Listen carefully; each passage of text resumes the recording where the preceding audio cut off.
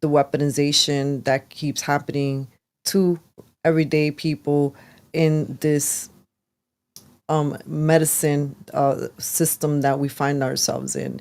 And what saddens me is that everyday people, they're not believed. They're gaslit to think they're crazy.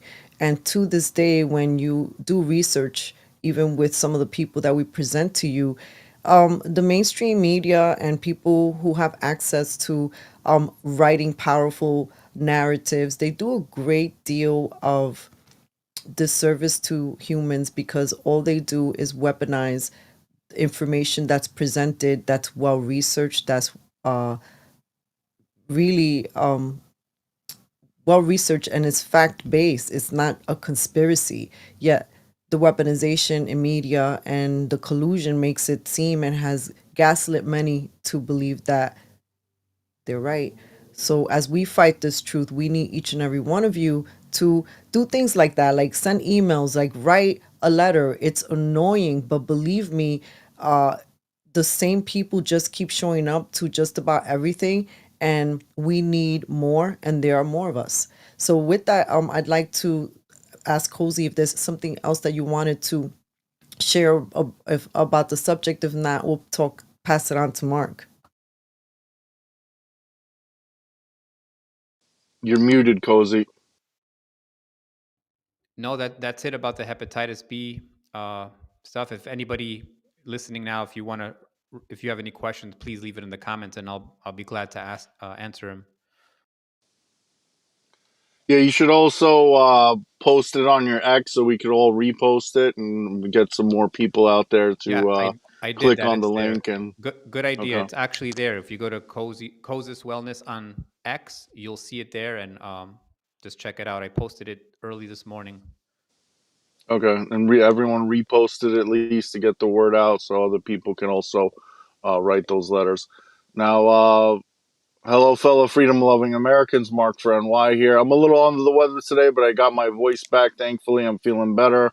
So I'm probably not going to be on as much. I'm not going to have any screaming rants today, but do. We do have a bromance brewing in the White House with Mamdani, our newly elected mayor, and President Trump. They seem to be getting along pretty well, laughing, and there was some funny sound bites with it where they want to confirm if Mamdani still sees Trump as a fascist, and he's trying to Trump is like, just say yes. It's easier. I don't care. Just say yes. And he's like, yes. Yeah. It's easier that way. It's easier than to explain it. So it was definitely funny, but it's, people on both sides can be mad about this, but it's not a bad thing that they're getting along. It's better for New York if the federal funding still comes to New York, and Trump isn't going to give the federal funding for free buses and communist agendas. We already saw all these promises that Mamdani was saying prior to his election. It's all BS. And I knew it was all BS from day one. His solutions free this, free that. There's no funding for it. Kathy Hochul is not going to approve a tax increase on the rich. So that's basically, my take on it. Mamdani's full of crap. We knew that from day one. Trump kind of I'm pretty sure Trump sold him on the right way to do things. So I'm hopeful that maybe Mamdani will get the credit for doing good when meanwhile it's Trump giving him the advice on what to do. So hopefully that's the case, and if that's the case, then we avoided socialist policies in New York. Then that's a good thing. But only time will tell. But what's your take, Cafecito? Well, oh wait, hold on. Can you hear me? Okay. Actually, I have a little article here from the BBC.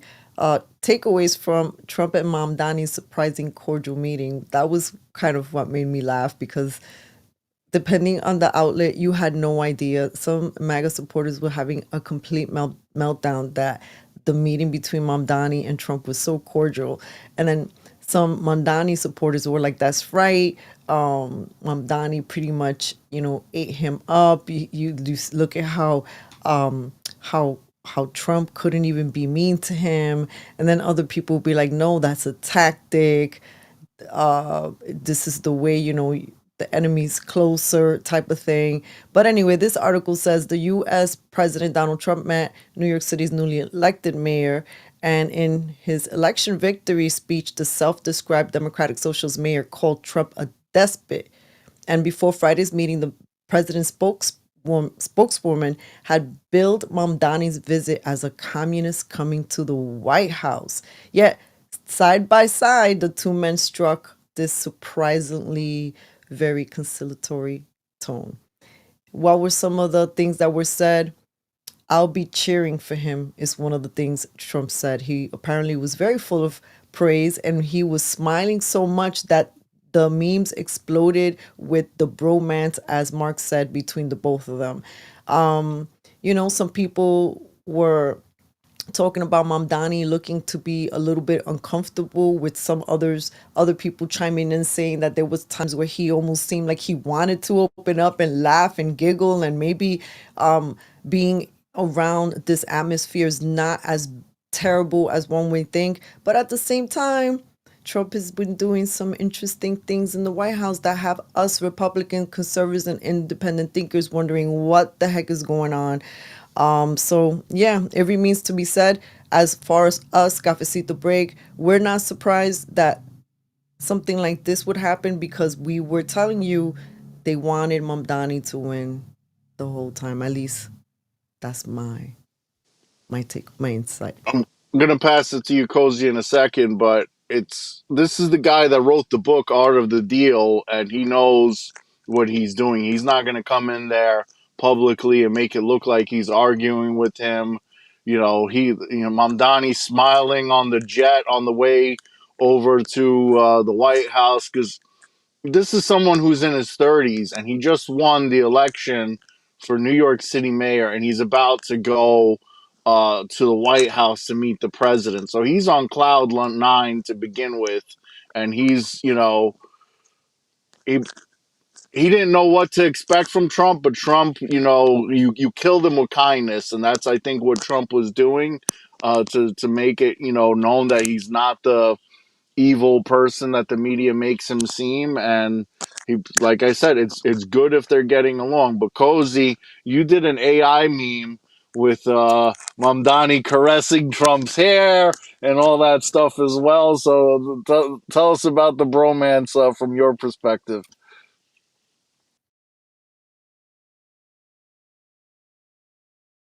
Are you muted, Kozi, or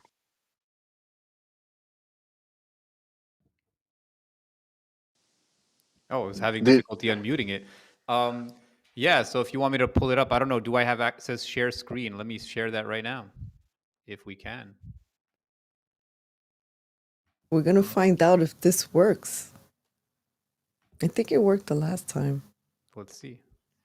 Do you have to give me access? Hold on. Share screen. Oh, here we go. Yeah, let's do this.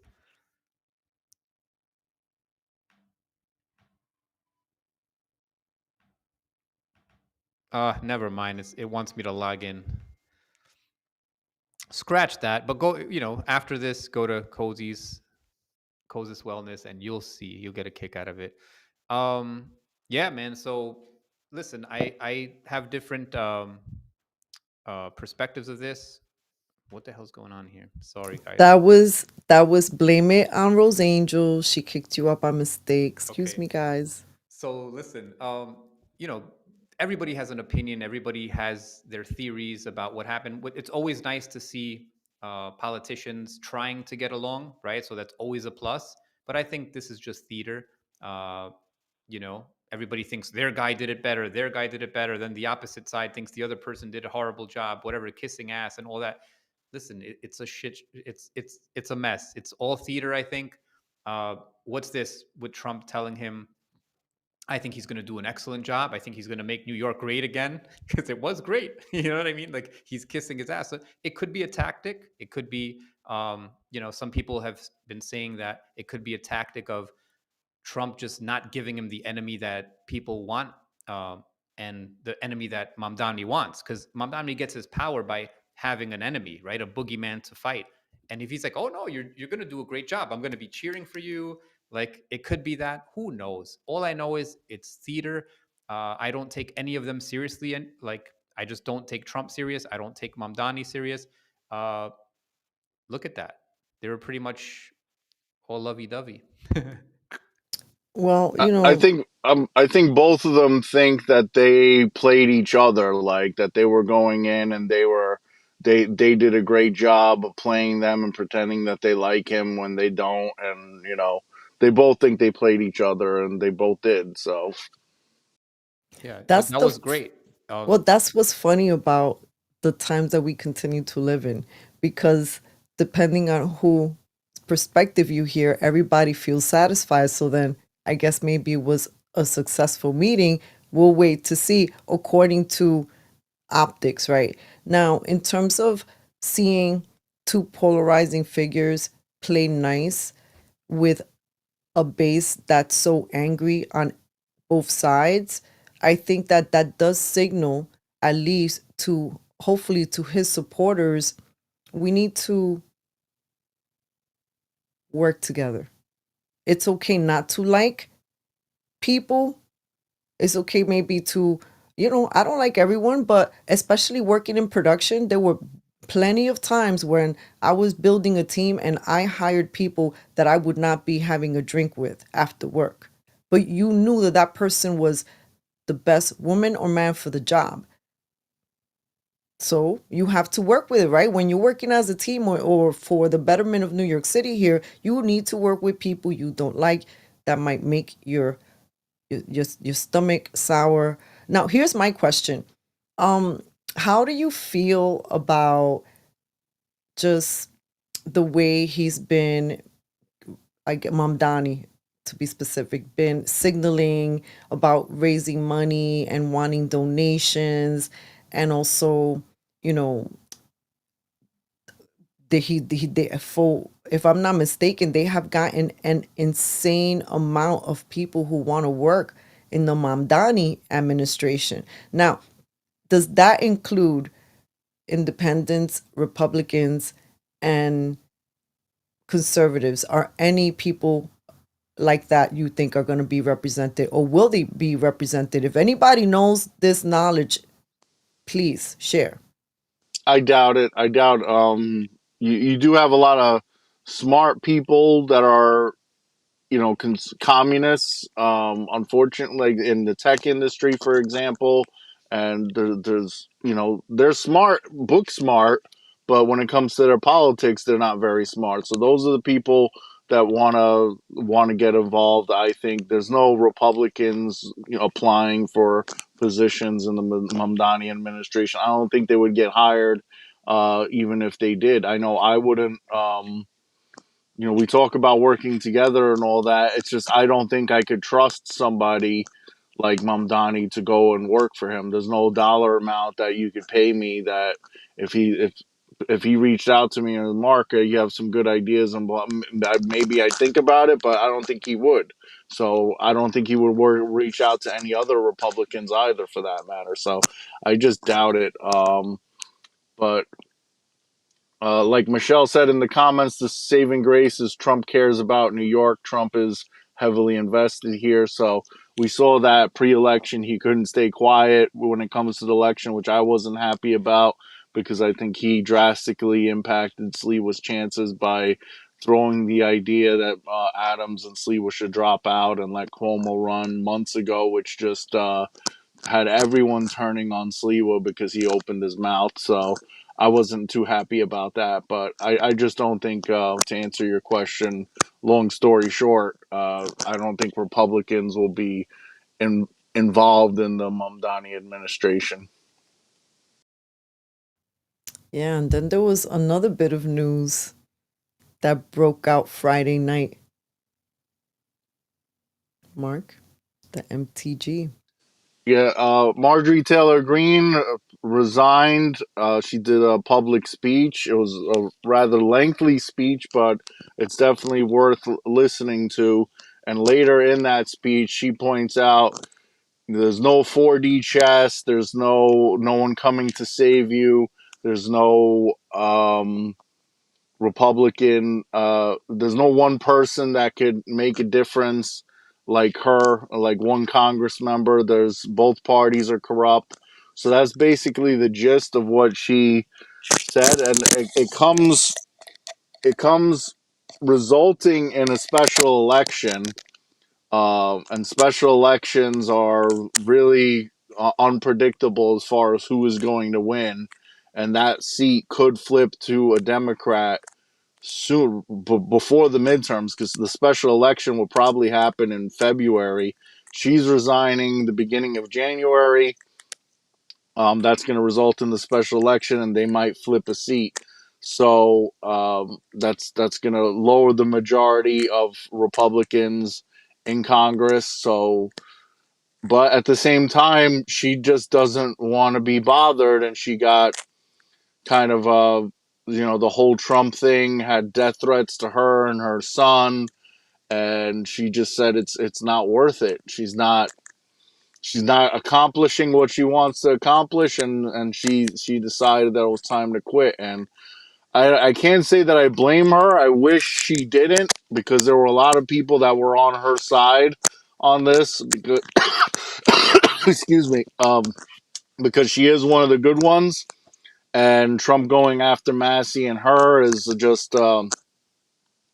some people just, they'll call her a rhino and Massey a rhino without knowing anything about them, just because the almighty Trump calls them a rhino. And it's sad to see, but a lot of the good ones don't last very long in Congress, unfortunately. You had George Santos, who didn't even last a full year. They wanted to get rid of him as soon as possible during the short stint that he had in New York, as a New York Congress member.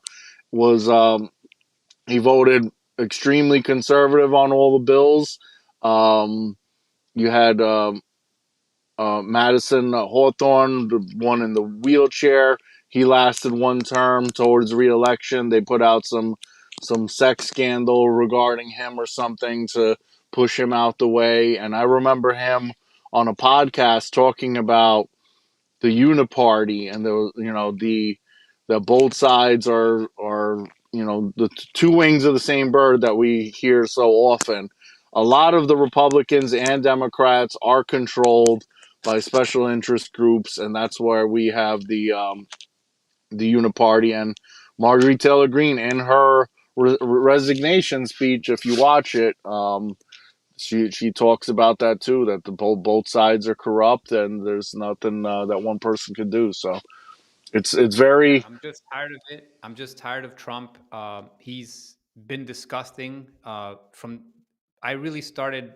I mean, it's been coming. It's been happening, right? From the beginning, you let things go. You let things go. But once he endorsed Cuomo, that was my line in the sand. I'm like, f this guy. He's a piece of crap. And when he starts attacking people like Rand Paul, okay, Massey, and MGT, I mean, this is crazy. They are the most America first people we have. They are people, at least I can say for Rand Paul, all right, because I don't know Massey as much as I do Rand Paul.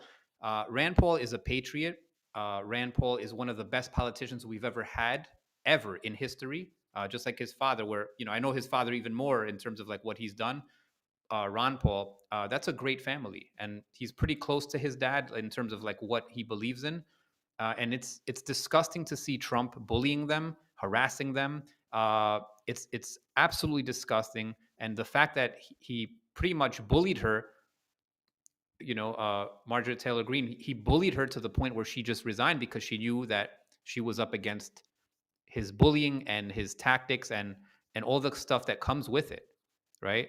There's also more darker elements that are at play that want to shut her up, right? Very dark elements. What comes with the talking about Epstein, talking about the war, talking about a lot of stuff. Okay. Trump is absolutely disgusting. I'm done with this guy. So Yeah. I have a question though. What about, because there's so many sides, so many incentives. What about this little nugget? Now, I don't disagree with any of you regarding what you're saying in relationship to Marjorie Taylor Greene, but what about this little thing that when she resigns, she'll also have a vested. She'll be vested. Is maybe Mark knows more a little bit more about that. Where and then there's also talk about before she entered Congress, she was worth a certain amount of money, and now coincidentally, as she's leaving, she's gonna be worth all this extra amount of money, and that maybe the reason she's resigning could be because of that. I don't know. I'm just curious. We want people to understand here that we're not here just on one side. We have questions for everybody's motivations. Yeah, as far as that goes, I have to double check, but Marjorie Taylor Greene, I think you need 10 years in Congress in order to be have that lifetime income and lifetime benefits. I think it's 2 US Senate terms. So it's she's not even 3 full terms in. She's quitting after 5 years, so I don't believe so. I could be wrong, but I believe it's 10 years. I could be wrong about that. But as far as the income, there are some Congress members that are in debt because they're just not as well known. Marjorie Taylor Greene is a household name in politics.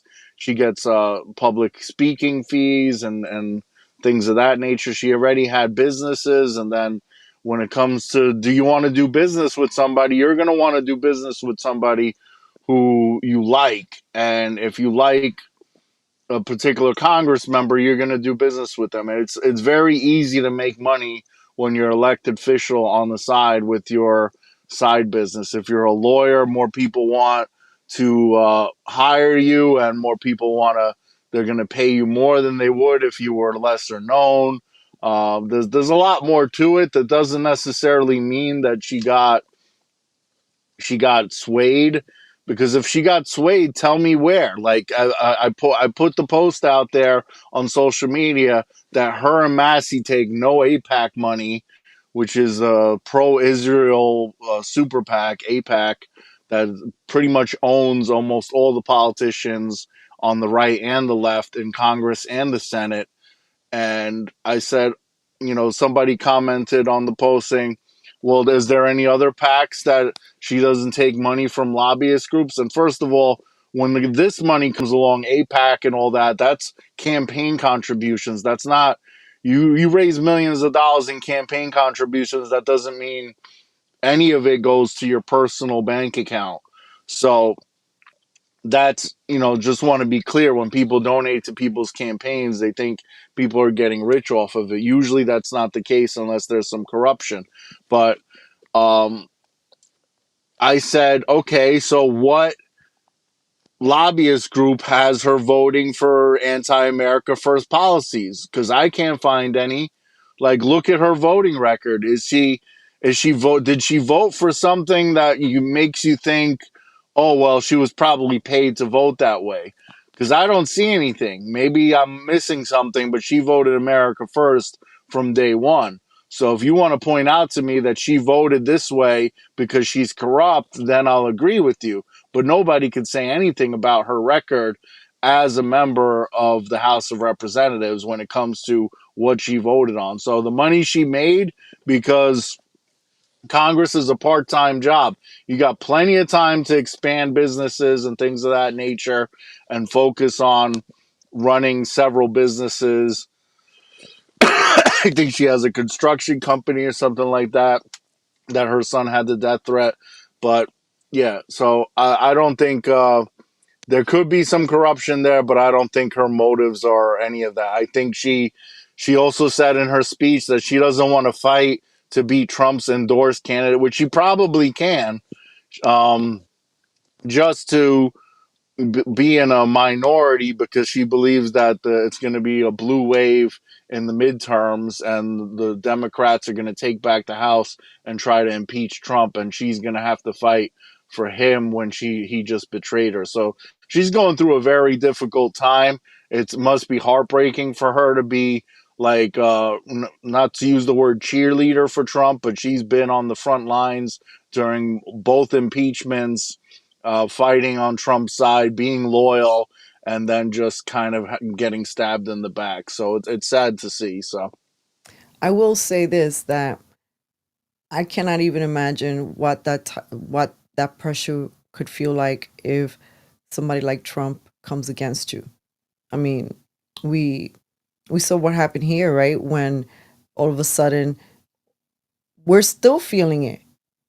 Cuomo still to this day is still doing interviews about Sliwa being the spoiler, and we're still here upset with Trump because he endorsed Cuomo.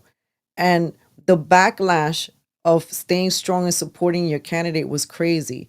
So that's just a tiny version of a window of what MTG could have experienced. I mean, we saw how bad it was for Sliwa.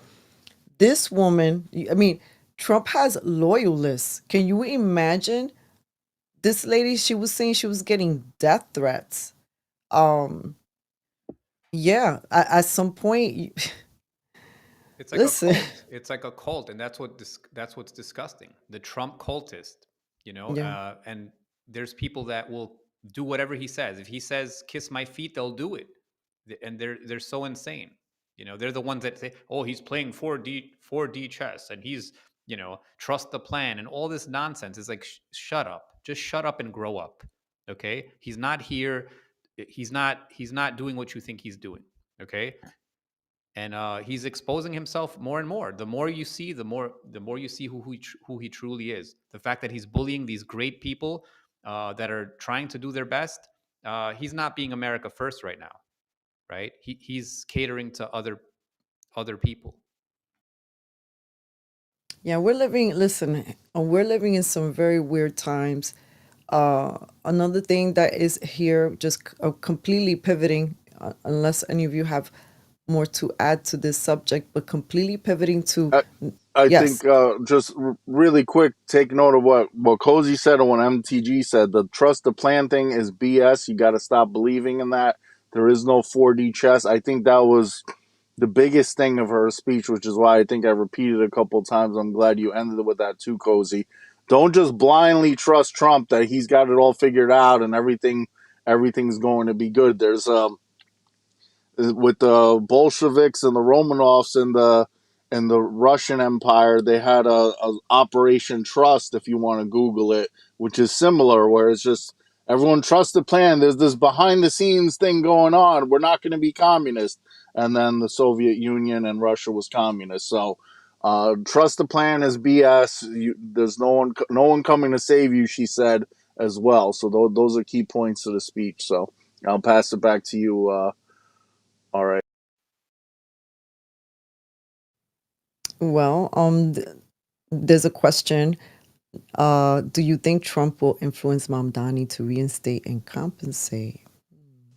Nope. I don't believe he will. I don't think he was. I mean, he got the vaccine. He encouraged. He said that he doesn't think it should be mandated, but I don't think he's as gung ho on that topic as we are, or as some of the other politicians are. So I doubt it. It would be good to see though.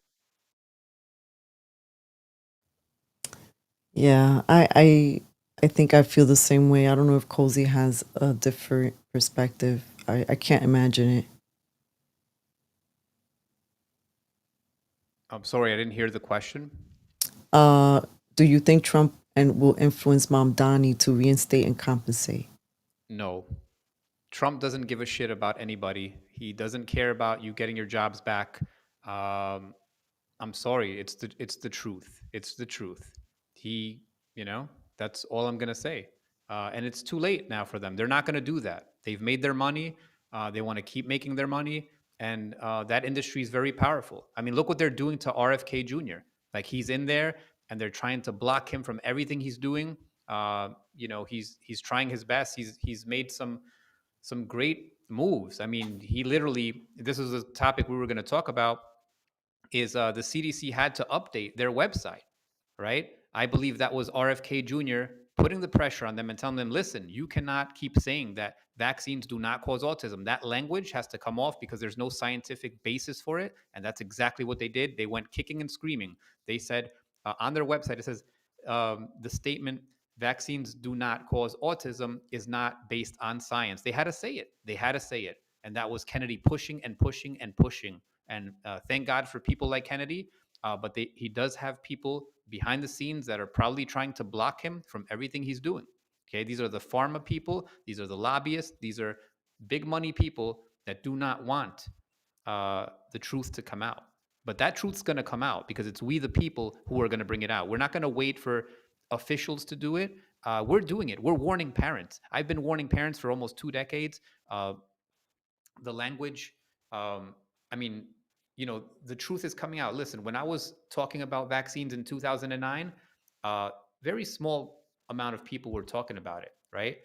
When COVID came, it blew up in their face because the greedier they got, when they push us up against the wall with their greed, it backfires. The humans came together. This is how I met Rose Angel. This is how I met Mark for NY. This is how we met a whole bunch of activists. We unified and pushed back with as much power as we could, intelligence power. We put our resources together. I started talking to a crowd of 5 to 6 people in Union Square. Within a year and a half, I was talking to a crowd of thousands, 20,000, 15,000. We made a huge impact. And right now we have Dr. Brian Hooker. Perfect timing for this conversation, actually, if we can pull him up.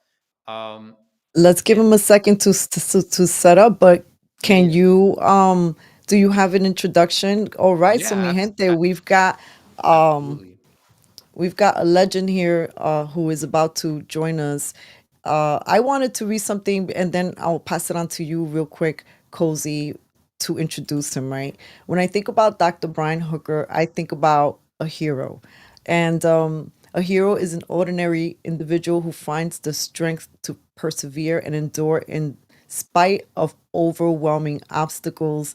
This definition emphasizes the heroism lies not in perfection or superhuman abilities, but in the courage to act despite fear. The essence of a hero is often found in the commitment to something greater than themselves, whether it's a cause, a principle, or the well being of others. As Joseph Campbell stated, a hero is someone who has given his or her life to something greater than oneself. Cozy? Yes.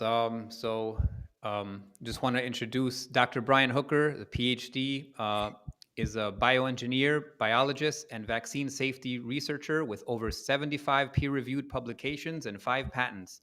After his son's autism diagnosis in 2001, he dedicated himself to uncovering the truth about vaccine risks. In 2014, Hooker played a pivotal role in exposing the CDC whistleblower scandal when senior scientist Dr. William Thompson contacted him and he revealed that the agency had allegedly concealed data showing a significant MMR autism link in African American boys in his landmark 2004 study. Uh, Dr. Hooker re, uh, Dr. Hooker's reanalysis of the data published in 2014 helped blow the lid off what many now call one of the biggest public health cover-ups in history. I am glad to introduce Dr. Brian Hooker. What's going on? Well, it is so great to be here with you. I'm so sorry I got messed up on the times. I'm not in my normal time zone. I'm in Central Time. I'm in the middle of a cornfield in Iowa, literally in the middle of a cornfield in Iowa. It's probably GM corn, so I've been sprayed with glyphosate probably already Oh today. no! No, no, no, no, no. I would have to take like a shower before I go in my house when I get home tomorrow, to get the glyphosate off. But um, no, I for some reason I spaced and I thought that it was starting at 9 p.m. Central Time, and then I thought about like, well, why would they start a show at 10? You New Yorkers though, you never sleep, so I, but I do apologize for getting that Oh, no messed up. worries. You came just at the right time, actually, so Oh, it all good, good, worked out. good. Um, yeah. So the reason I have you on here is because the CDC finally updated their website, and it was very interesting to see. Maybe a special kind of hand had its helping, but now they had to say the statement "vaccines do not cause autism" is not based on science. Can you Right. tell us a little bit about that?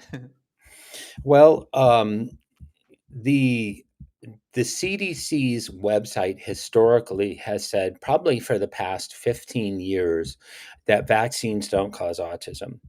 And it's, grinded against me, in light of the CDC whistleblower, in light of the whole cover up regarding thimerosal containing vaccines, regarding the MMR vaccine, that they would say such a preposterous thing, because we know that is absolutely not true. That, the vast majority of the vaccination schedule has never been really evaluated for autism prevalence, and that even the things that the CDC has studied, one vaccine, the MMR, and one vaccine component, thimerosal, they have produced these fraudulent, preposterous studies, showing that mercury was actually protective against neurodevelopmental disorders. And so, it is high time. I am so glad that Secretary Kennedy did this, that he rolled this out in such perfect timing, and really signaled to the world that, they're not going to leave anything on the table. There are no taboo subjects when it comes to providing the best health for our children. And they're going to get to the bottom of the autism epidemic. And I will be glad, I'm 62 years old, if the autism epidemic is over and autism becomes a thing of the past by the time, I'm worm food. That would be just perfect. Yeah, and I'm so excited, but at the same time, I'm watching the headlines, right, of people kicking and screaming, saying Hmm. that Kennedy is causing a problem. This is going to bring back, vaccine preventable diseases, and it's almost like we live in two separate realities, right? There's Right. people who really look at the science and understand it, and there's people who read headlines and believe whatever their favorite politician is saying, what their favorite media is saying, and they just shut off their brain and say, "No, you're a conspiracy theorist. No, you're dangerous." How do we deal with a society like this where people have their own truths, quote unquote truths, and they're not willing to listen? How do we deal with this?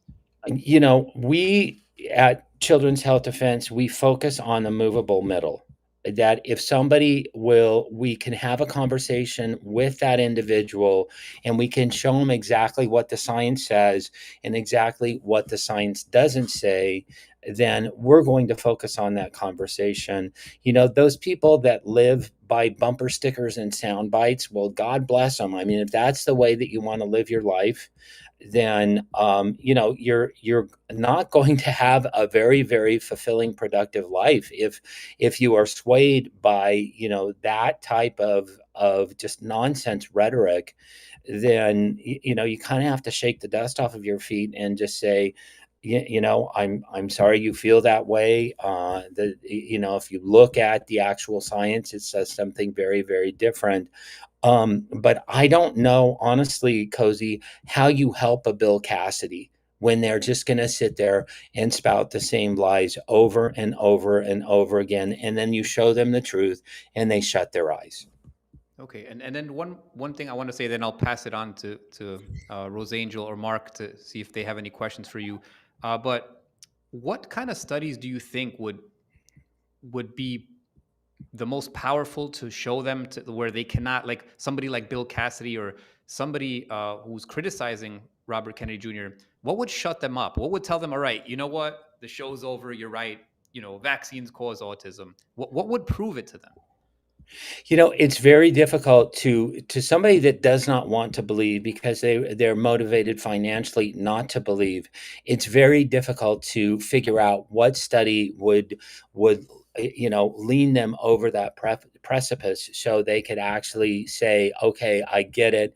Vaccines do cause autism. There is a causal link or relationship between vaccines and autism. And I think, that study, to me, has already been done.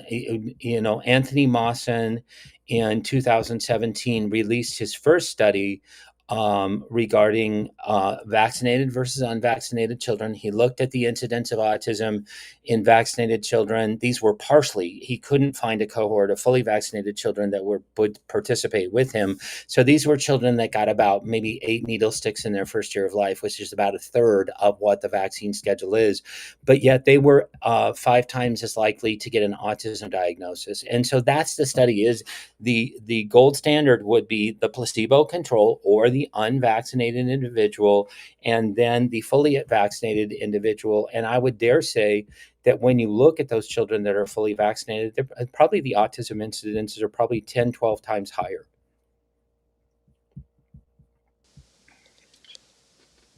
How's it going, Dr. Hooker? Thank you for joining us again. I remember we had the pleasure of interviewing you on X last time. It's good Well, to thank see you your so much. face this time. I'm on Central Time Zone as well in Texas as a trucker. I know the feeling of always wondering time zones and calculating it for New York to make sure that I'm on time. But the thing I notice is anytime I have an argument with somebody, they always say that you're not a doctor. And you go and you point to somebody like you and the research and things of that nature, but they don't want to look at it. No. They're just brainwashed to what they believe. And I think the biggest activists, I remember Rob Schneider and Jim Carrey many years ago having the courage to go and do that and have their careers somewhat ruined. When it comes to doctors, it's kind of the same thing. If you go and you speak out, you're kind of blacklisted because it's a cash cow. That's what people Right. don't like. There's follow the money. You're forcing children to take it, so it's a guaranteed sale. It's not something that you have to resell every year. You're forcing kids to take an enormous amount of vaccines. So I believe I've asked you this question before, but for the new viewers, what inspired you to have the courage to go knowing that it's going to affect your career, to go out and put these studies out there and to, fight the way you've been fighting? Well, I've been very fortunate. When you're a PhD and not an MD, then I don't have a license that can be taken away. They can't take away my PhD. The institution that awarded my PhD has made it clear they don't rescind PhDs. I could be a serial felon. I would still be a doctor. I'd still be Dr. Brian Hooker. And then later in my career, when I started at Simpson University, where I retired before I started working for Children's Health Defense, they made it clear that academic freedom was premium. And so, and they didn't have so much to lose. I mean, we're not a big research institution. We're primarily an undergraduate school that is tuition driven.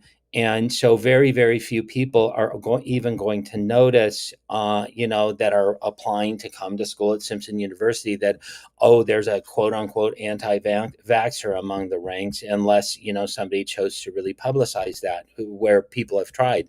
But so I have had less to lose than like a Dr. Andrew Wakefield or a Dr. Peter McCullough or a Pierre Corey or Dr. Mark Geyer. But you can't, when you see this, it's like seeing the most horrific auto accident that you could ever imagine in your life. You can't unsee it. You can't unsee the damage that massive vaccination has done to American society and really done to society worldwide. And so, I've always felt like God's chosen us for this particular time, for this particular truth, and that the the society really depends on us speaking out, really being able to say that particular truth. And I've, my son is he's nonverbal, but he spells to communicate. He's a speller. And so we ask him all the time, do you want me to continue to do this, or do you want me to stop? And his answer is always, no, I want you to continue. I want you to help other kids like me, other kids, so they can prevent having, a lifetime of vaccine injury. And so he is the motivation. I mean, he is clearly is the motivation. He's suffered more pain, and so, as long as he says to keep going, then I keep going.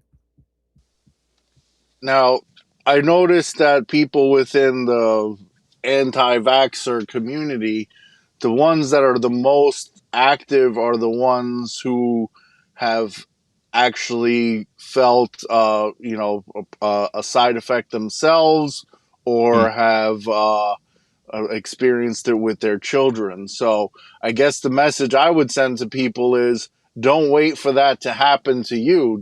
When you see it happen to somebody else, you're still not getting. I don't get why people don't get the picture in their heads. Like, okay, this happens to somebody. It's not as rare as you think it is. There's the VAERS website. There's all this information out there. Don't let it happen to you or your son. And I don't mean to.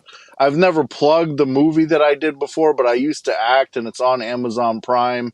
This film called The Needs. It's for parents with special needs children, but there's a scene in there where the parents are talking like he's not the same person since he took the vaccine, and like talking about their kid. Like, and this is a story that I've heard plenty of times where it's, they're just not the same. They get the vaccine, then you see the kid doesn't smile as much anymore. It's just not the same child. And it's like, how could that not be eye-opening to people? And I guess I'll move on to a question here. All the peer-reviewed studies Kozi mentioned, 75 of them. Where can people find this to research and to share to people who aren't waking up, where they could read it for themselves? Well, the best place to check out my publications is to go to childrenshealthdefense.org, go to the science tab. It's a pull down tab, and then go to publications.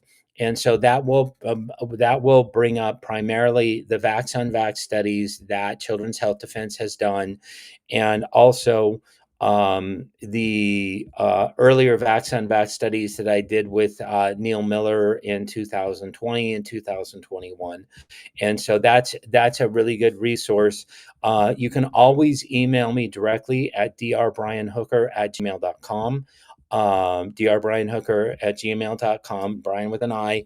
And I will get, if you describe a particular study you want to see, I will get it to you. If you just want to see my studies in general, then I can get you a list of hyperlinks with those as well.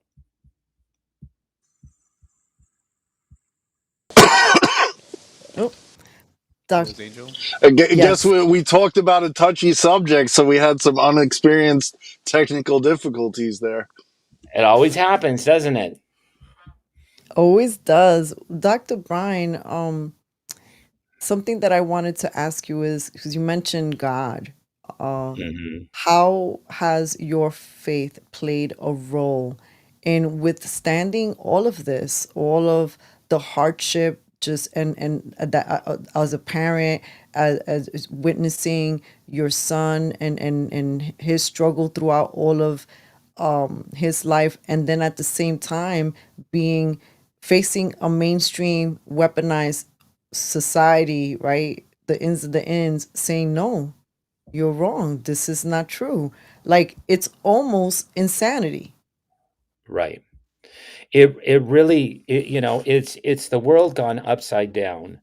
And, the, when you see something that leads to sickness and death, then you know that it's not of God. Okay. Because, even in the New Testament, Jesus said, I've come to give you life and give you life more abundantly. And so I know that, it's not because of my sin, it's not because of my son's sin that he is suffering. He's suffering at the hands of others that have put this on him, and that God's best for him is not that he be left in the situation that he was in when he first got vaccine injured. And so seeing that as my motivation, then it's really easy to get up in the morning and say, okay, I'm going to do this. I'm going to do this again. I'm going to do this for another day. And let's see how many lives we can save. Let's see how many children, healthy children, that we can create today because their parents decide that they're going to vote with their feet, that they're not going to embrace mainstream medicine, that they're not going to embrace massive vaccination, and they're going to take a different road. You know, we're fearfully and wonderfully made. Our immune systems are perfect. But yet when you listen to the medical establishment, it's like we need all these crutches under our arms, under our legs, in our arms, in our legs, that will, shore up the immune system. Well, the immune system wasn't broken in the first place. Why do we have to fix it over and over and over again with really a medical parlor trick that has been around since the late 1700s? It just doesn't make any sense to me. And so, if I really believe that God should firmly be in the driver's seat, then God should firmly be in the driver's seat with my health, with my wife's health, with my son's health, with the rest of my family's health. And I need to not only say it, but I also need to live it. Thank you so much. Another question that I have for you, well, before I ask that question, I just want to take a moment to say thank you to Children's Health Defense.org and all of the incredible work.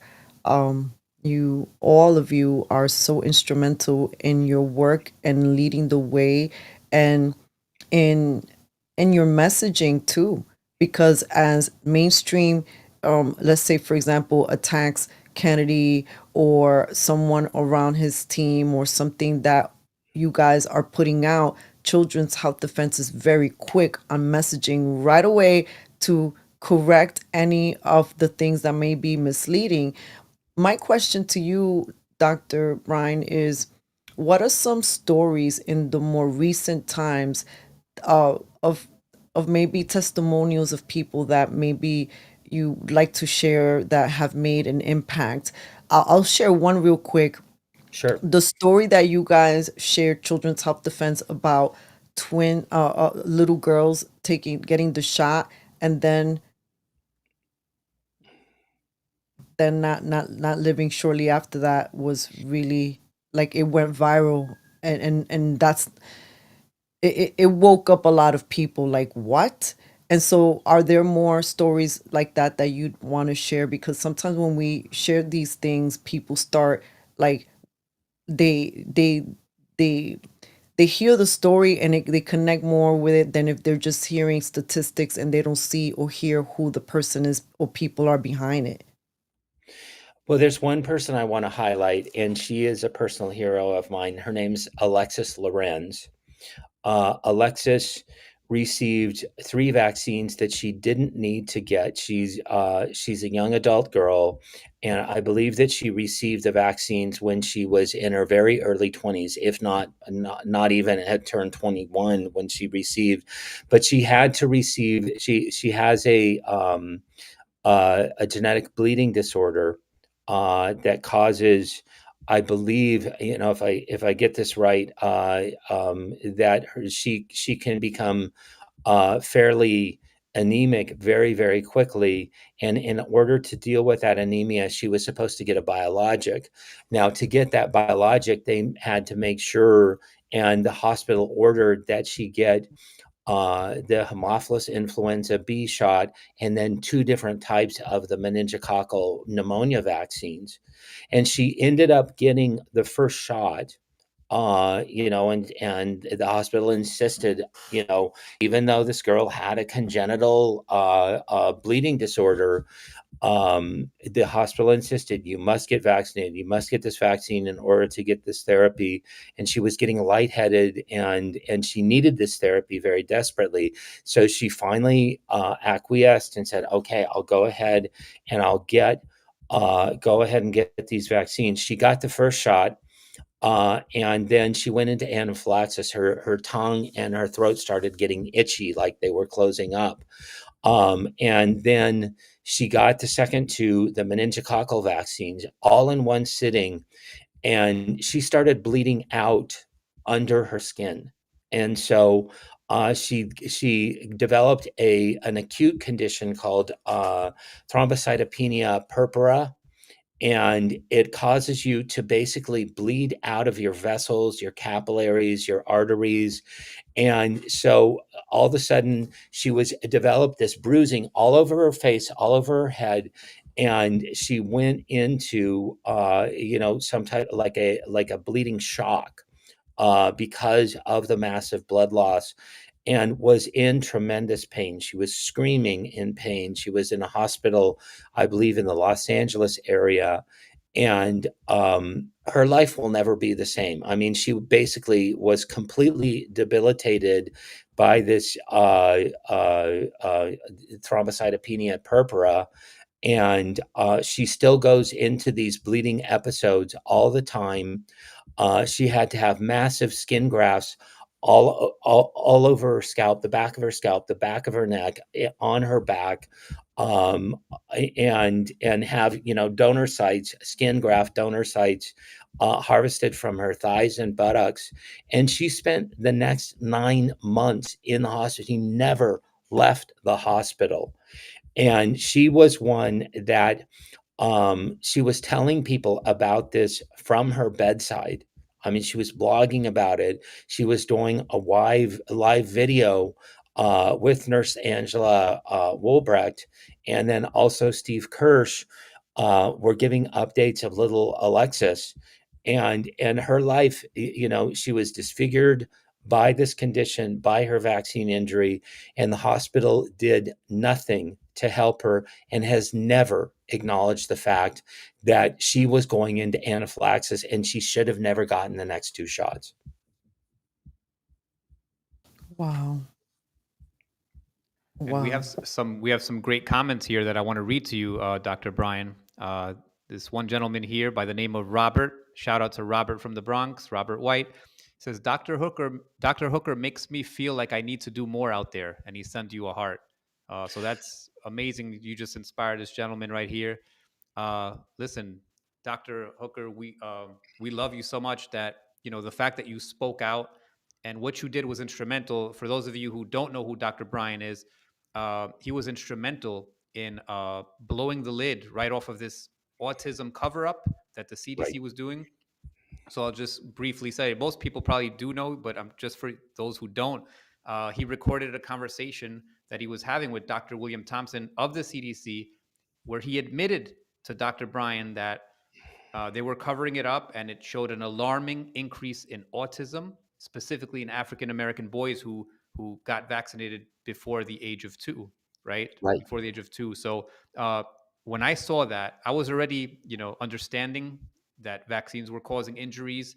Uh, I was in it for a few years, just like understanding it and pushing back and spreading information. But when that came, I was like, that's what we needed. That was the missing piece to get that out. So you gave me so much inspiration when you did that, and it just fueled this amazing energy in me where I just was out there going even harder and harder. So I thank you for doing that, man. You unleashed the beast in me, and I was like, you know what? We're coming after you guys, and spreading the information. And what you said is key. We have to move with God's power. We have to, the fact that you have your son there, right? Pretty much you're fighting for you. You're a hero to your son, and you're a hero to every autistic kid out there in the world. So we all need to be those heroes. And I think we're coming close. I think that Mhm. we've come a long way. Just before you got on, I was saying, like, I was speaking to a crowd of 5 to 6 people in Union Square. And then within a year, I was talking to 20,000 people Right. out in the streets of Times Square. So we unified. And the reason this happened is because pharma got too greedy. They wanted to, when COVID came, that was the peak of their greed. They're like, we're locking the whole world up. You're gonna do what we say. You're not gonna travel. You're not gonna eat. You're not gonna go into the supermarket. You're not gonna eat at a restaurant. And we were like, you know what? Screw this. And it wasn't a lot of people doing it, but the small percent that did, specifically in New York, Right. we were a minority, but the passion and the power and the bravery, the courage was unmatched. And this is how I met Rose Angel and Mark for NY and a whole bunch of you guys in New York. And that backlash was heard around the world, right? So now we have somebody in HHS that resulted in Robert Kennedy Jr. in HHS now telling the CDC, back off those fake science claims. Right. You cannot say that anymore. This is where we're at, people.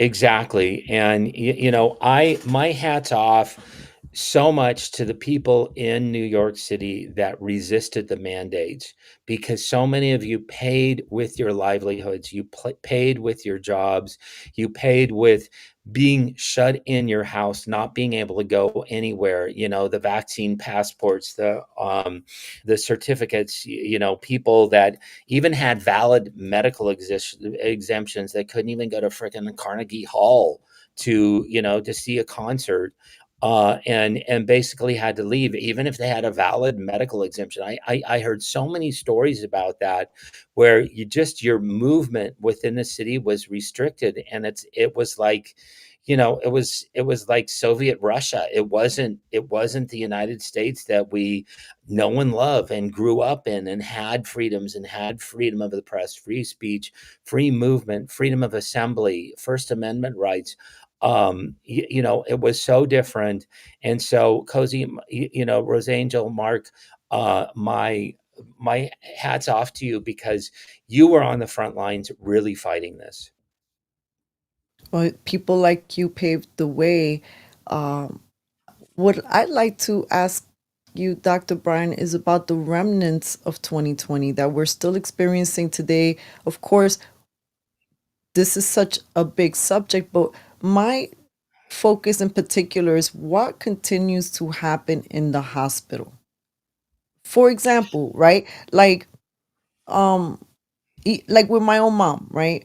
Mm-hmm. She, by her own account, she's never taken the COVID jab, right? To Right. her knowledge. But she has cancer. I'm telling everyone, stage 4. So in the last few years, we've been in and out of the hospital. She had a couple of months that she did. And when I look now at her records, unless it's a mistaken identity, it says that she's gotten the vaccine.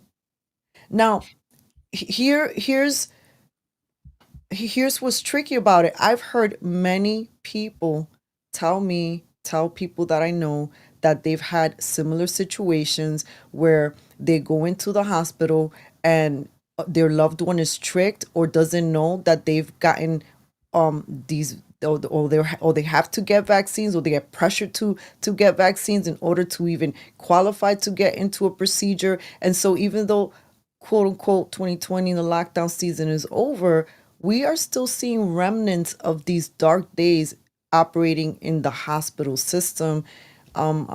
If you can shed a little light on that, something also that comes up is, what if you need a transfusion, Right. for example? Right. Well, I would say that if you or a loved one has to be in the hospital, you need to have somebody who is awake there the entire time with that individual, that has visitation rights through the day and through the night. Do whatever you can to possibly do that, because yes, they will vaccinate while you were under. I've heard it over and over and over again, where and I worried about it myself. In February of 2021, I had open heart surgery during the middle of COVID, and I was I was fortunate because I was just under the age profile of where they were releasing the shot. So I'm pretty sure I didn't get vaccinated. I've been tested. I don't produce spike. And so I'm pretty sure that I didn't get the shot in that visit. But I also know that my son had to have a kidney stone lasered while during COVID, and he was in the hospital, and my wife did not leave his side the entire time. I mean, she did not sleep for like 3 days. And finally, an OR suite opened up, and he was able to get the kidney stone taken care of. But you do not want to be alone in hospital. We saw during the measles outbreak in West Texas that the girls that both quote unquote died of the measles got significantly worse when their parents were away from the room. They were significantly worse, and there a couple of times they sent the parents home or said, go back to your hotel, we don't want you to stay here in ICU. So you have no idea what they did, but those girls dying, quote unquote, of the measles fit the mainstream narrative that measles was a deadly disease. Measles is not deadly. I'm sorry, that's absolutely wrong. Both girls died of bacterial and pneumonia, the bacterial infections that were secondary to the measles, and that both girls actually were recovering from the measles when they caught the secondary bacterial pneumonia. And so these hospital protocols are really, really very, very insidious. The hospitals, they get the same amount of money whether you live or die.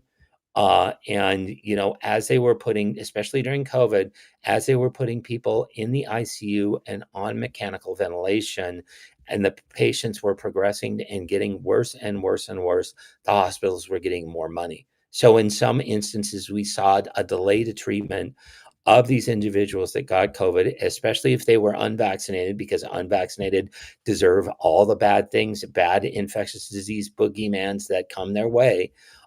So why not put them on the chopping block? And then the last issue that you raised is blood. You want to go to True Blood. I think it's trueblood.org or .com, and you can arrange to get a transfusion from somebody who is unvaccinated. So it's difficult to do, but it's very, very much worthwhile. You do not want mRNA, which will persist and can persist in the bloodstream, turning you into a spike protein production factory. I have two more questions, and I know I'll pass it on to the gents. Along this line, I've also heard stories. In fact, I was listening to a story, a great interview, guys. If you listen to Redacted, go check it out today. He had someone who was talking about how parents have gotten their children taken away for not having their kids up to date with vaccines by CPS. And then when that happens, it can become a nightmare to get the children back. So, Right. This is what I mean, remnants of those days. A lot of people think that it's over and it's okay. But then when you get caught up in having to have some sort of service or wellness check, or even something as simple as my child is not updated, uh, that can be the pathway to a doctor writing a little note, and all of a sudden you get a little CPS, supposedly, as what I hear, knock on your door. Have you heard of any stories like that? Absolutely. No, it's important to know your rights, and it's important to, whenever somebody shows up on your doorstep, and because you haven't vaccinated your child or because you're medically not compliant. We hear of cases where um, kids are getting better from cancer, but they still have additional rounds of chemo that just make them more sick. The parents refuse the rounds of chemo. The hospital calls CPS. And what I would suggest is that if anybody shows up on your doorstep unwelcome, they are trespassing on your property, on your house. Let them know. Get them away from your house. Do not open the door. Do not let them in. And if for some reason then the door does get open, then catch everything that you can on camera. Get every single moment of that interaction on camera, so they know that they're being recorded for posterity, and that whatever it is that if you can get good legal representation right away to get CPS off your back. But there is no standard that would say, as if you refuse vaccinations for your child, you're not a neglectful parent, you're a good parent. And there is no law statute in any state that I know of where it's illegal to have an unvaccinated child. That's right. And then recently, I think it was a couple of years ago, we won there was a law changed in New York saying that CPS cannot be called CPS. I mean, not vaccinating your kid is not a call for Right. CPS to come get your kid. So thankfully that's in the book. So those who don't know, that is law. The law protects you. You do not have to, like Dr. Brian said, do not open the door to these people. No, Um, no, I want to talk a little bit about the Wait, I have one more question. yeah, Sorry. yeah, yeah. Because we're talking about mRNA and food. yeah. Like they're saying they want to try to put mRNA, or they're doing it in like salads and this and that. And I have to say, it could be related or non-related, but I'm even questioning things that I get in certain organic places. I'm like, is this really food, or is this been mass produced at a 3D printer? I'm not saying anything, but I'm a little bit concerned about the mRNA. If you could shed some light about it. Well, the thing about any type of foreign DNA product that enters into your digestive system is that chances are that it can end up transforming your gut bacteria. So if you and it's shown low level gene transfer from plants that are genetically modified, that the residues end up in your gut. The transgenes that produce like Bt toxin or produce resistance to Roundup um, will transfer to the child or the adult's gut bacteria, and then they'll actively produce from their gut bacteria that genetically modified compound. So it's very, very important that you do not consume GM food, that you look for the non-GMO certified label. And that is a kind of a happy coincidence. I was working with the researcher that came up with that label and came up with the testing criteria for non-GMOs just this morning here in Iowa. Wonderful doctor by the name of John Fagan, who's a really good friend of Children's Health Defense. We came out to his lab because he's doing some work for us. Um, so if you have mRNA technology, even an edible vaccine, that people will tell you, oh, it's perfectly safe. It's just going to be, the mRNA will be destroyed in your gut. No, it's modified messenger RNA. It's rock solid. It will not, it will survive the digestive system, and it can lead to low level gene transfer of whatever that transgene is, whether it's spike protein or something else, or influenza toxin, something of that nature. It can transfer into your gut bacteria, and it can transfer into your gut endothelium and end up transforming you. So yeah, we don't want GMOs in our food. We don't want RNA technology in our injectables, in our ingestibles, period, end of sentence. Thank you. Right now, are they able to do it legally right now? Because I'm hearing rumors everywhere. I'm reading certain things, and some people are saying they are currently giving mRNA vaccines for the bird flu to birds. Is that true? And what's Yes, it is. They are giving mRNA vaccines to chickens, and it's really very, very difficult because, number one, the technology does not prevent the bird flu in birds. So they're going to end up having to cull these chicken coops, these herds of fowl that are infected. And it could be something as simple as like a chlorine dioxide rinse that would save these birds. You do not get infected by eating infected meat. You cannot get bird flu by eating infected meat. By cooking the meat, then you kill off the virus, the influenza virus. You do not get bird flu by eating infected eggs. Again, you're cooking. I don't recommend that people eat raw eggs. Um, but yes, certainly this technology has been introduced to poultry. It has been, to a limited basis, introduced to cattle. And the next thing that is on the heels of that is the self-amplifying mRNA technology, and that will spread from person to person, from animal to animal. How do we stop these bastards? I mean, they just won't stop. Like, what do we do?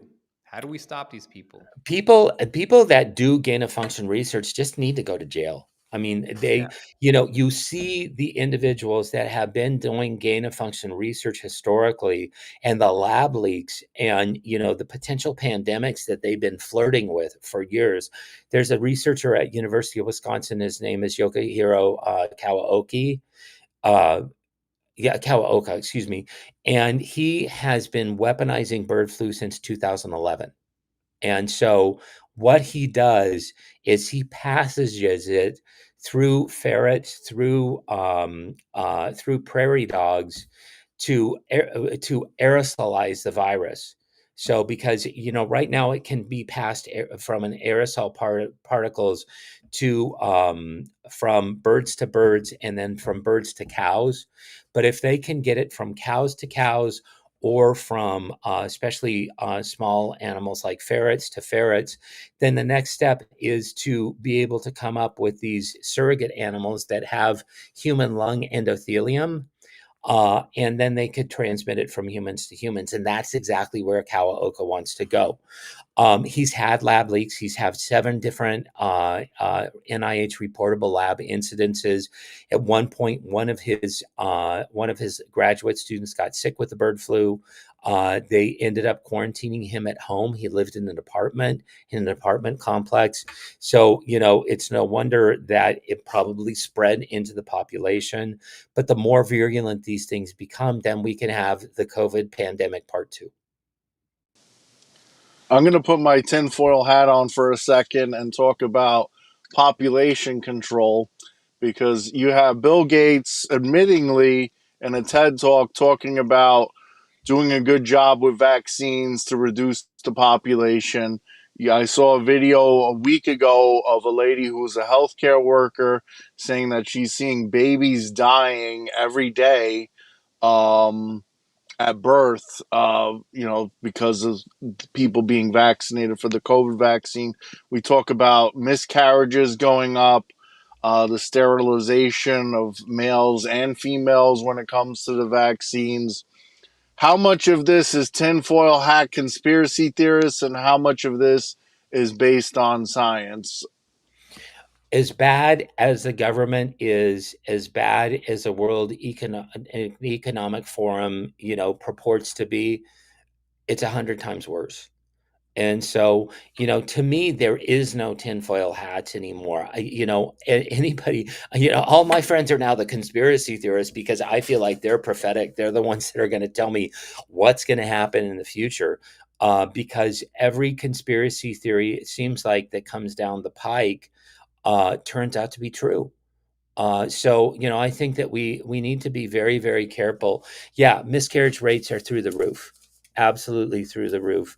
And we're hearing that on the ground from the hospitals. Stillbirths, spontaneous abortions, which are before 20 weeks gestation, stillbirths, which are after 20 weeks gestation, are definitely on the rise. Turbo cancers are on the rise, and then a precipitous drop in fertility. And the fact is that Bill Gates, Klaus Schwab, the World Economic Forum, the elite cabal, they don't want us to be alive. They really want the world population to be more like 800 million. So that means that 9 out of 10 people have to die in order to achieve that number. So if you think that this is for your good and is for your safety and for your benefit, think again. Because the people that are purporting these technologies, the elite, that are living in, prestigious penthouse apartments somewhere in Central Park West, they don't necessarily want us around. Yeah, and they said, do you really think that the government would do something like that? Like the way people talk in defense of this like, our conspiracy theories is mind-boggling, because throughout history there have been plenty of governments that are corrupt. So to think that the government isn't corrupt now is just ignorant. Right, People, right. I mean, you look at all of these different operations, all of these different, cases of friendly fire, things that they've done to U.S. servicemen voluntarily, knowing that they were being used, taking these individuals and using them as human guinea pigs. I mean, it's enough to make you run away screaming, and that's what they've been doing to the population for years and years and years and years. We have a cataclysm. We have an aging of the United States, and there's not enough money to be able to take care of all the developmentally disabled, of all the aged population. And so, what the quick fix is and the quick solution is just get rid of grandma. You don't have to pay for grandma's medical bills if she's dead, if she's not around. You don't have to pay for the developmentally disabled's medical bills if they're not around. And so you end up doing the math. You end up finding out things like Plum Island and Lyme disease, or Fort Detrick, and the weaponization of influenza, the weaponization of coronavirus, the weaponization of so many things carried over since since World War II, with Operation Paperclip. You can see that the government has very, very little to do with the well-being of the people of the United States. We have to do it ourselves. If change is going to happen, we have to be the change. And thank God we've got Secretary Kennedy in the position that he is in now, because he's somebody who does want to end the chronic disease epidemic. He is somebody that wants to see the life expectancy of the United States to be higher and higher and higher and more competitive on the world stage. This is somebody that wants to protect children. yeah, we have enough evidence right now to tell them the jig is up. Especially just for COVID, right? The COVID vaccine, Right. we know it caused damage. We know it caused deaths. We have the science, we have the information. Why are they getting away with this? Like, what is it going to take? Because I like that Kennedy's there, but like, is it going to be enough? Are we going to be able to take them down now, like before they do more damage? Like, I'm just growing impatient with this. Well, I want to see jail time for the perpetrators. I mean, and I'm not vindictive at all. I just want to make sure that anybody that has it in the back of their head that they're going to get the rich on the sickness of others, that they think again, that they see us rolling out the orange jumpsuits for the individuals that perpetrated COVID on top of us, that perpetrated the autism epidemic on children like my son, that justice is brought to those individuals, and then that the government clean up its damn mess. I mean, there is a huge amount of people who have been completely jacked up by the COVID shot. We don't want to call it a vaccine. It's an mRNA, modified messenger RNA technology. It is not a vaccine. And then there are plenty of children that need to be compensated and need to be taken care of for the rest of their lives because they have become autistic because of vaccines and the double threat of a vaccine followed by Tylenol use. Yeah, and I just want to say one thing, and I'll pass the mic. We're not extremists, right? They paint us that we're being extremists, Right. but all we're asking for is the right to choose. That's all we want. If you give me the right to choose, I'll go back to whistling. I'll go and hike and camp all night. I won't bother you guys. But the more you guys do this and push this down our throats, the more of a beast I'm going to become. And I will never stop, and none of us will stop. Just give us the right to choose, and we'll bleep off. You know what I mean? We'll ride off into the sunset. Leave us alone. The extremists are actually the people who want to shove this stuff down our throats, inject every man, woman, and child. These are the extremists, and they need to Right. stop because they're going to lose it all. Their greed is what's going to make them lose it all. So you guys listening out there, we know, you guys watch everything we do. You tyrants out there, you greedy pharma people, just fuck off. Leave us alone.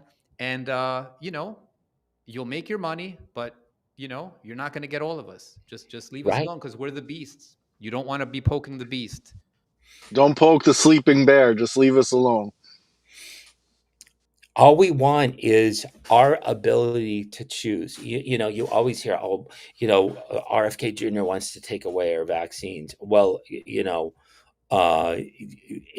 that was so, they'd be gone by now. Okay, that he's had enough lead time. There's enough preponderance of evidence. There's enough smoking guns really to take them all off the market. He could have done that by now, but no, he's giving us the freedom to choose. When you look at things like the COVID shot for children, it now on the CDC's website, on the infant child vaccination schedule, it says joint decision making. Joint decision making means that it's none of the government's business. It's between the parent and the practitioner what happens and what is best for that child. You take away the financial incentives for the pediatricians, then it becomes even more so. And so, if I don't, if you want to stick cauliflower in your veins, it's not my job to choose. But, I want to be able to have the choice to raise my children and for others to be able to raise their children in a vaccine-free environment. Just make me a dictator for 1 month. I'll clean house, man. I'll lock up everybody we need to lock up, and I'll Oh, make if we could, I'll Kozi, make we the would. world a better place, and I promise I'll do a great job. Dr. But back Blunt, to your fantasy, Kozi. I don't think you'd I need a know month. I think you'd get it all done in a week. But what all is right.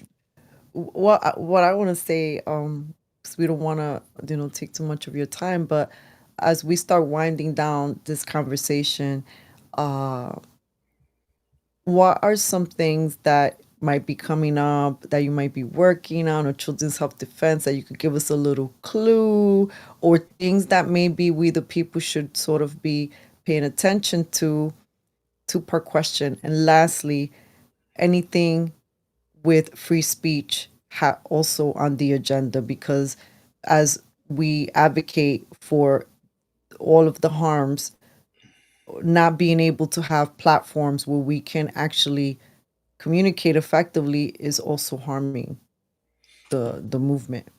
Exactly. We need free speech, and during the past administration, we had things like the Disinformation Dozen and the Center for Countering Digital Hate.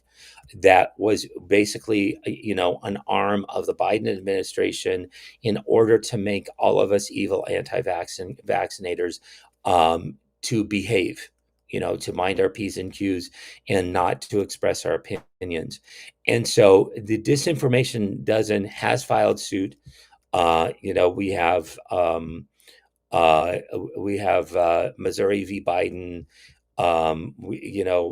We have Kennedy v. Biden, and so those lawsuits are going forward. They are going to continue to go forward. Children's Health Defense continues to press the flesh when it comes to the free speech and free speech rights, and I want to see, the individuals held that are skirting by saying, "Oh, we're just doing what the government told us to do." Well, and it's free enterprise. First of all, the government had no business telling you what to do, and second of all, you had no business listening to them. Okay, in a free enterprise system, if they're saying to censor some individual, I liken it to, your best friend telling you to jump off the cliff. It was illegal. You chose to do it. You are in the wrong. Even if the government told you, if they were the entity to tell you to break the law, you still broke the law. And so, so that, I'm very, very encouraged that those individuals will be held to account, and that we need to insist that if they ever try this again, that we stand on our First Amendment rights. We stand on our right for free assembly, for freedom of speech, for freedom of religion, and we continue to drill home that Bill of Rights. The other thing is that there's lots of stuff coming down the pike.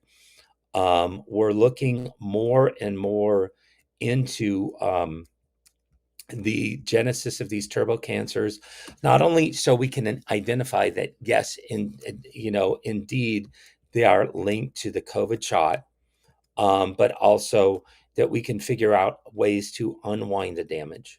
Okay. And so Children's Health Defense Science is focused on that and very much focused on doing analysis of solid tumors to see not only is the code for the spike protein in there, is the genetic code for SV40 in there, is it actively expressing, and has it integrated into the human genome? I mean, there's some instances where you see people that have been producing spike for 2-3 years since they got the jab. I would say in those instances, you would be hard pressed to not say that it is somehow integrated into their genome. They're just spike protein production factories. Now we have to face the facts of how do we get it out. The other things that we're looking at is that we're looking at the preponderance of SIDS cases and the vaccination schedule. We're getting ready to publish a paper on the 2-month set of vaccines. Children at 2 months can get upwards to 6 different needle jabs for the DTaP vaccine, for the rotavirus vaccine, for the pneumococcal vaccine, for the Haemophilus influenza B vaccine, for the hepatitis B vaccine. So you're getting all of those shots at 2 months, and we see a definitive increase in the SIDS deaths right after the 2-month shots. You know, it's as plain as the nose on your face. It's highly predictable. But we looked at a cohort of children that did get those vaccines in various combinations versus a cohort of children that didn't get any of those vaccines. And the rates of SIDS in the vaccinated children are astronomically higher. So we want to get that information out because babies don't just die. There is no such thing as SIDS. You know, just like there is no such thing as SADS, sudden adult, death syndrome. It just does not happen. You have to have a prime mover, and I think in so many of those cases, the prime movers are vaccinations.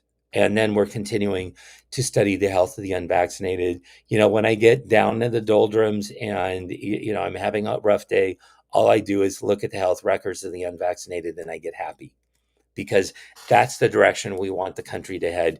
We want healthy children. We want happy children. We want children that get less ear infections, respiratory infections, gastrointestinal infections, strep infections. And that's what we see in the unvaccinated. You just reminded me of when you said SIDS. I remember a few years back. I'm not sure if you're familiar with the case of Nick Catone. Yes, nicotine. I remember like he used to post a lot about his son, every day, and it was just Yeah. heartbreaking. And that's when I first learned about SIDS through his stories. Right, he was an MMA fighter, mixed martial Mm-hmm. artist, and his poor son died in his sleep. And he knew the truth. He uncovered the truth, and he just kept posting about it and posting about it. It's very heartbreaking stuff to hear. It really is. And little Nicholas is in heaven, and we have to honor his legacy. We have to make sure that his death is not in vain. Nick and Marjorie Catone have been such wonderful supporters of our community. They fought hard for the mandates to stay in New Jersey, because they came just like New York, Maine, Connecticut, and California. They came for New Jersey, to the point that people at the New Jersey State House were pounding their fists on the exterior walls, while the New Jersey Senate was voting, on these mandates, and they preserved medical freedom in New Jersey, of all places. And so it can be done. But yeah, little Nicholas Catone, he is. We need to honor his spirit. We need to honor, his legacy, and make sure that we prevent this from happening again. Absolutely, and thank you, man. I want to just keep saying thank you to you because you inspire a lot of people, and your courage and your wisdom and your all that knowledge that you have is being heard around the world. So you are making a huge change, and we really appreciate you. Well, thank you so much. It's always just a delight to join you guys. You're on the front lines in New York. I mean, who knows what they're going to pull next? But with you guys on the front lines, I think the people that follow you, the people that are following medical freedom, they're in very, very good hands. Yeah, let them try to pull some bleep. We'll be on Yeah, it. So don't you worry. exactly. Well, thanks so much, you guys. Thank you. Mark, do you want to say anything? Kozi censored himself there with a bleep. Since when? He bleeped himself Since out. when are you bleeping yourself? You holding back now all of a sudden? But yeah, it's the science that's paid for by big pharma is not real science. The real science is from the frontline medical guys like Dr. Hooker, Dr. Peter McCullough. The list goes on, Right. especially the ones that sacrifice their careers to put the truth out there. That's one of the stories with the healthcare worker that's talking about the sudden infant death syndrome at her workplace. She's asking other nurses, can we go and be public about this? This baby's dying every day, and they don't want to do it because they're afraid to lose their job. So that's the unfortunate reality. That's why a lot of people took the shot in the first place instead of standing united. You have to say no together to fight tyranny. It can't just be the small percentage of freedom fighters out there that said no and ended up being fired. We needed everyone to stick together, and it might happen again. It probably will, and hopefully people learn their lesson the first time. They sacrificed their health in many cases by taking the mRNA shot, and who knows the long-term side effects if they're not experiencing anything now. I've seen a lot of people who took the shot getting cancer nowadays, so I didn't want to point out to them, hey, maybe that has something to do with you taking the shot a few years ago. I'm not going to say that to them, but that's the reality of the situation. Is there's nothing worth sacrificing your health, and we need to stay united in order to fight tyranny. So that will be my final thought. Thank you very much. Kozi, do you have a wrap out statement before we close? No, I just want to say thank you all for tuning in, and keep spreading the message, people. Take shows like this and broadcast it everywhere. Show your friends and family. Whenever you hear news, whenever you hear of a vaccine injury, send it to your friends, send it to your family. Don't be scared to do so.